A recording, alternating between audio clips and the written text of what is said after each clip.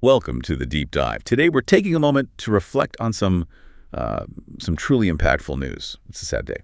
Yeah. This morning, July 24, 2025, the world lost an absolute legend. Yeah. Terry Gene Bollea, known everywhere, really, as Hulk Hogan, passed away. He was 71. It's incredibly sad news, a real shock, and definitely the end of an era. Hogan, he wasn't just a wrestler. No, not right. He was this global phenomenon, a cultural force. He completely redefined what being a superstar meant, reaching far beyond the wrestling ring in a way very, very few ever have. His presence was just massive. Undeniable. And his impact on wrestling, on pop culture, it's monumental. Truly monumental. Absolutely. And look, for someone who was larger than life, his career definitely had its public ups and downs, didn't it? Oh, for sure. A real roller coaster. So our mission today really is to unpack this incredible journey. The journey of a man who became such an icon. We want to explore that unparalleled career, the surprising things he did outside the ring, and maybe understand what really made him the immortal. So let's take a deep dive into the life of the one and only Hulk Hogan. Sounds good. Where do we start? The Hulkster himself. Yeah, let's go right back. To understand the phenomena, you kind of have to go back to the beginning, way before the yellow and red became his trademark. Terry Gene Bollea, born in Augusta, Georgia. Right, but he grew up mostly in Florida, Port Tampa. His family moved there when he was pretty young. And quite a diverse background, too. Italian, Panamanian, Scottish, French roots. Yeah, a real mix. And here's something maybe not everyone knows. Before wrestling, he was a musician. That's right. Played fretless bass guitar, didn't he? For about 10 years, yeah. In Florida-based rock bands. There was one called Ruckus that apparently had a decent local following around Tampa Bay back in '76. It's fascinating how paths cross. He started watching wrestling as a teenager. Got inspired by superstar Billy Graham. Exactly. He loved Graham's look, that sort of inhuman physique, as Hogan described it. That pushed him into weightlifting. He was training seriously at Hector's gym. And his size, even then, was impressive. Oh, yeah. That's what got him noticed by Jack and Gerald Briscoe, the wrestlers. They saw potential. And they introduced him to the legendary trainer, Hiro Matsuda. Who was famously, notoriously tough. Infamously tough. Yeah. Hogan told the story about Matsuda breaking his leg on the very first day of training. Can you imagine? Your first day. And he still came back. Blocked Matsuda from doing it again, just kept going. That says a lot about his determination right from the start. Absolutely. Grit. And he wrestled under a few names early on. Terry, the Hulk Boulder, Sterling Golden. The Hulk part came early, though. Apparently, a local TV host said he was bigger than Lou Ferrigno, the Incredible Hulk from the TV show. And it stuck. He won his first title, the NWA Southeastern Heavyweight Championship, in 1979. So things were definitely starting to move for him. That NWA win kind of paved the way, didn't it? Because later that year, Terry Funk introduced him to Vincent J. McMahon. McMahon Sr., yeah. The owner of the WWF at the time. And McMahon saw the charisma, the size, instantly impressed. Gave him the last name Hogan. Told him to dye his hair red. Which Hogan famously resisted, right? His hair was already thinning. He said, "I'll be a blonde Irish." And there it was. Hulk Hogan was born. Initially as a bad guy, a heel, managed by classy Freddie Blassie. He had that first run, feuded with Andre the Giant, challenged Bob Backlund for the title, but then he left for a bit. Right, did the Rocky Third Light. Our lips, a huge moment for his visibility outside wrestling. Absolutely. But the real explosion came when Vince K. McMahon, Vince Jr., took over the WWF from his dad. He had this vision for national expansion. And he saw Hogan as the guy to lead it, the perfect charismatic front man. So Hogan comes back to the WWF in late '83, and then January 23, 1984, Madison Square Garden. The big one.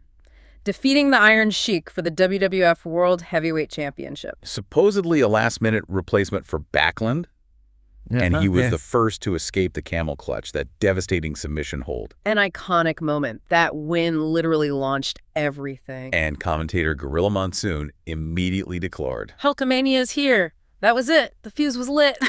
Hogan started calling his fans Hulkamaniacs, introduced the demandments. Train, say your prayers, eat your vitamins. Later added, believe in yourself. It was simple, positive, incredibly effective. Especially with kids.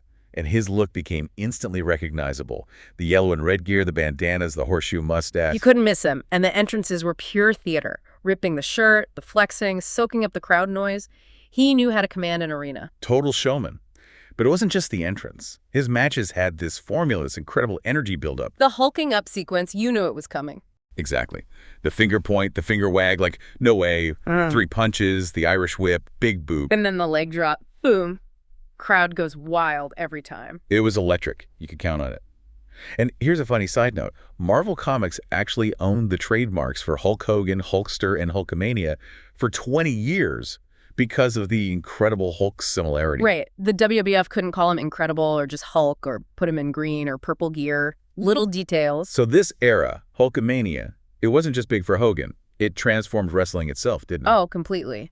Vince McMahon pushed the WWF into the mainstream with the Rock and Wrestling connection on MTV. Hogan was the face of that. Wrestling suddenly became cool, part of pop culture. He headlined 7 of the first 8 WrestleManias. Think about that. Including WrestleMania Y teaming with Mr. T that brought in so many casual viewers. But the defining moment has to be WrestleMania 3rd, right? 1987. Against Andre the Giant. The Pontiac Silverdome, 93,000 people, maybe more. And that body slam. The body slam heard around the world. It wasn't just a wrestling move. It was a cultural event. People who never watched wrestling knew about that moment. It cemented his place and wrestling's place in history. And his reach went so far beyond the ring. He was the most requested celebrity for the Make-A-Wish Foundation in the 80s.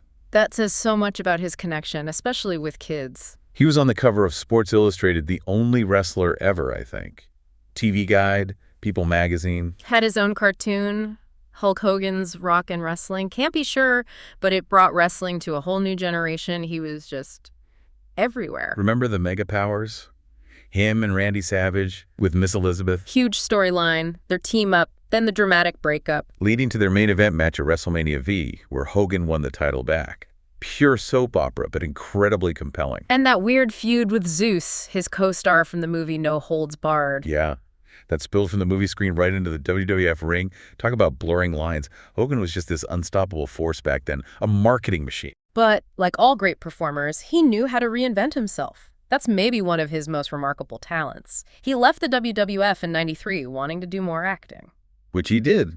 But wrestling always pulls him back, doesn't it? Seems like it. In 1994, he made a massive jump to World Championship Wrestling, WCW. And won their World Heavyweight Championship in his very first match against Ric Flair. That was a dream match people had wanted for years. Huge deal. Signaled a real shift in the wrestling landscape. But the biggest shift was yet to come. Oh, yeah. This is where things get really interesting. Bash at the Beach, July 1996. One of the most shocking moments in wrestling history, maybe the most shocking. Hogan, the ultimate good guy for over a decade, turns heel, turns bad. He joined up with Kevin Nash and Scott Hall, who had just come over from WWF to form the New World Order, the NWO. The crowd reaction was insane. They were throwing garbage into the ring. People couldn't believe it. He traded the red and yellow for black and white, spray-painted NWO on the WCW title belt, became Hollywood Hulk Hogan. It completely revitalized his career, and honestly, WCW. The NWO became unbelievably popular. It wasn't just a wrestling angle, it was cool. It changed everything. It absolutely did. It forced the WWF to change its whole approach, leading to the Attitude Era. The NWO introduced that edgier, anti-hero vibe that clicked with audiences at the time. So Hogan's heel turn had this massive ripple effect across the entire industry. Definitely. And as Hollywood Hogan, he had more big matches, won the WCW title multiple times, feuded with guys like The Giant, lost to the then undefeated Goldberg in a huge moment. His exit from WCW in 2000 was, well, controversial.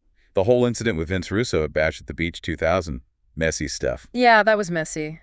But even that wasn't the end for Hogan. You don't call him the Immortal for nothing. Exactly. He always comes back. And his return to WWE, they'd rebranded from WWF by then in 2002, was huge. Came back leading the NWO, again as a heel initially. But then came WrestleMania X8 in Toronto, the Icon versus Icon match against The Rock. Man, that crowd reaction, it was unbelievable. Hogan was supposed to be the bad guy, but Toronto just exploded for him. They booed The Rock, the company's top babyface. It was incredible. He basically turned face mid-match just because the crowd demanded it. Huh. That ovation he got, it showed his connection with the fans was still incredibly powerful. Just undeniable. And that led to another run, right? He beat Triple H for the WWE Championship. His 6th and final WWE title reign. And technically, he was the last WWF champion before the name officially changed to WWE. Little piece of trivia there. Then he had that fun run as the masked Mr. America. Oh, that was great. Hilariously denying he was Hulk Hogan. I am not Hulk Hogan, brother. Classic. Just pure fun. A real wink to the audience. Even after that WWE run, he wasn't done. Yeah. He went to Total Nonstop Action Wrestling TNA from 2009 to 2013. Yeah, had several roles there. Business partner, on-screen, authority figure as general manager. Formed another stable called Immortal. His last actual match was in TNA, wasn't it? On a UK tour in 2012. Seems so. But he never really strayed far from the WWE universe. Kept coming back for special appearances. Hosted WrestleMania XXX. Mm-hmm. Famously mixed up the Superdome with the Silverdome. Which he totally leaned into later, made fun of himself for it. Good sport. Co-hosted WrestleMania 37 too. He remained a presence, connecting across generations. And his Hall of Fame legacy is pretty unique too. Inducted twice. Right. First for himself in 2005. And then again in 2020 as part of the NGO. That really sums up his impact, doesn't it? Dominant as the ultimate hero and dominant as the ultimate villain. Absolutely. He really transcended the ring in so many ways. His acting career starting way back with Thunderlifts and Rocky III. That role was huge for him. It put him on the map for people who didn't even watch wrestling, showed his crossover potential early on. And starring roles in movies like No Holds Barred, Suburban Commando, Mr. Nanny. Family-friendly action stuff mostly. And then reality TV. Hogan Knows Best. That was a phenomenon in itself for a while. Gave people a very different look at him, maybe sometimes a little too much of a look. Showed his family life, the chaos. For better or worse, yeah. He also hosted American Gladiators, did voice work for cartoons like Robot Chicken. He was always trying to leverage that brand. And the business ventures, some worked, some didn't. Remember Pastamania? Oh, vaguely. In the Mall of America, right?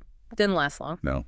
But there was the Thunder Mixer, Hulkster Burgers. Yeah. More recently, Hogan's Hangout Restaurant in Florida. And he just launched Real American Beer. Even a web hosting service, Hostamania. He certainly wasn't afraid to try things. That entrepreneurial spirit was always there. But alongside the fame and success, his personal life had some very public struggles. Yeah, it did. His divorces were very public, often messy, and the Gawker lawsuit over that leaked tape. That was a massive case. Huge implications for privacy, media responsibility. He was awarded a massive settlement, though they later settled for less. And then there was the racism scandal, the leaked audio. That was a really difficult period. Definitely. He issued public apologies, talked about his upbringing, his failings. Reactions were very mixed, as you'd expect. It brought intense scrutiny. It highlights the immense pressure cooker that comes with that level of global fame, doesn't it? Every mistake magnified.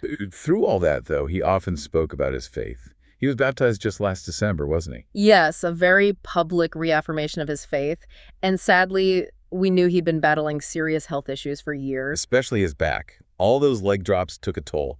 Multiple surgery. Yeah, a long history of back problems. His passing today, reported as cardiac arrest, came about a month after another spinal surgery.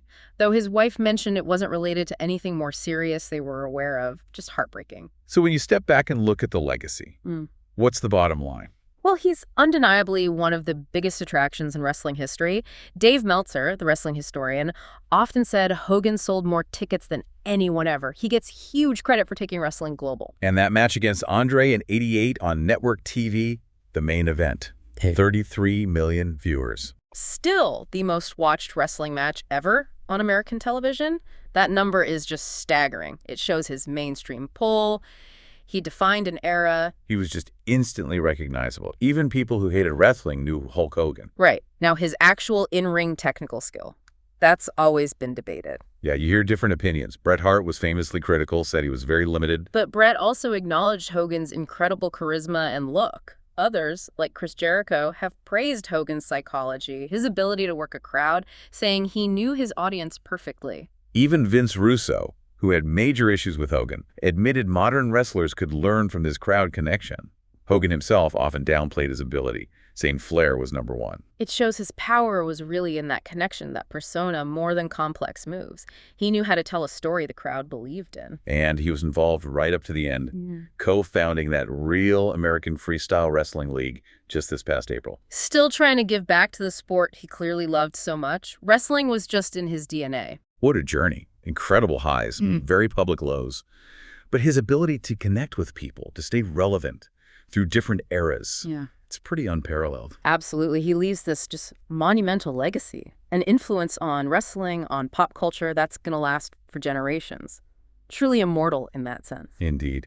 Despite all the controversies, all the reinventions, the different Hogans we saw over the years, he always found a way to connect, to stay in the conversation. It really makes you think about the unique power of character, of charisma, in shaping how we see people, doesn't it? What a life, what a legacy.